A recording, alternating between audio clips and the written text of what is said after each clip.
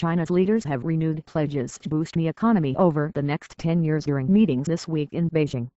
But the economic challenges China's incoming leaders face are much more difficult than the challenges their predecessors faced a decade ago.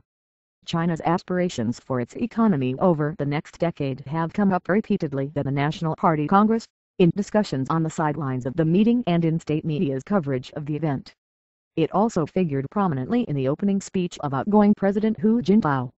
In his address, Hu mentioned the economy 104 times in the wide range of contexts. Economic development was mentioned more than a dozen times, as was former Chinese leader Deng Xiaoping's catchphrase Gage Fang, or reform and opening up. And while the risks China's economy is facing were not mentioned as much, they were not ignored. Hu's most direct comment on the challenges the country faces came when he said the opportunities and risks China face are not like anything before. This year China's economy is slowing to its slowest growth rate in more than a decade. And although the projected year-on-year growth rate of around 7.5% remains enviable to many countries, that is nearly half of what it was just 5 years ago. Zhang Ping, head of China's National Development and Reform Commission, voiced confidence that the economy was improving, despite the slowdown. But he acknowledged there are still contradictions that need to be addressed. Zhang says that China still lacks a balanced, coordinated and sustainable development, and its growth model is very crude. He says that along with the weakening overseas demand, China still has excessive production capacity in several sectors. We still lack a balanced, coordinated and sustainable development, and our growth model is still very crude. And along with the weakening overseas market demand, we still have an excessive production capacity in several sectors, he said. There are also structural problems that need to be adjusted. It will take some time to solve these problems. These contradictions are having some impact on the development of domestic economy. China's economic growth model has long focused on exports. Now, its leaders are trying to move away from that to focus on boosting domestic consumption, or moving toward an economy where domestic consumers lead the way.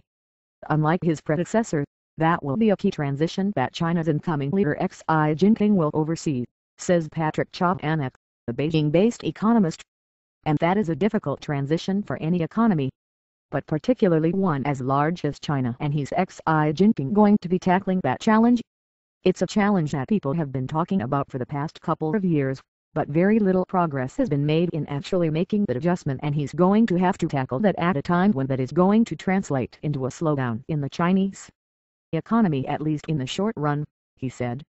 While there are some who point to recent economic figures such as rising factory output and consumer spending as signs of a possible recovery, others are not as optimistic.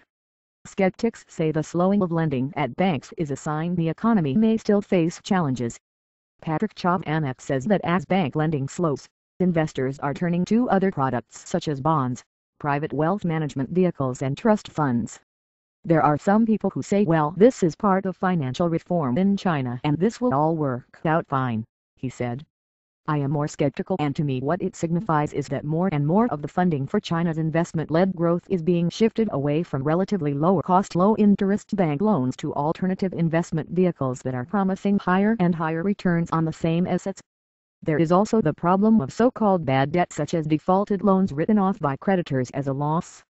Chinese banking officials have acknowledged that bad debt is rising, but they insist the situation is under control.